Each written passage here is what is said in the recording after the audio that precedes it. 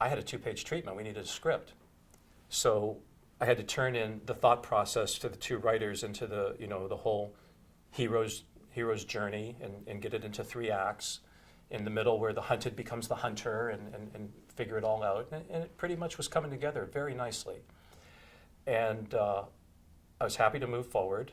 And then we got very lucky. We got Adam Greenberg to photograph.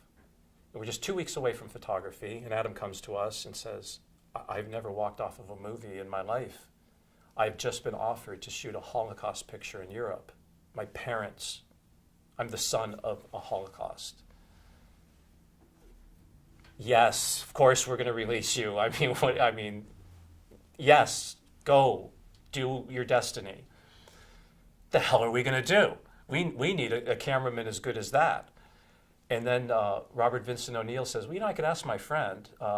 He's a director now, and he's never going to shoot anything again, but he is going to have a baby in 5 weeks. And he called me up the other day, and he said if there was any way he could make some money in the next 5 weeks before his kid was born, he would do it. His name's Andy Davis. And so we called up Andy Davis, and he agrees to be our director of photography. Best thing that ever happened to our movie. So now we're casting it, and the great casting director, Linda Francis, rest her soul, which was the only person I ever wanted to work with after that movie. And after all the movies, she trained me how to be a casting director. And when her untimely death, and she passed prematurely, I then started to cast my own movies. She was the best.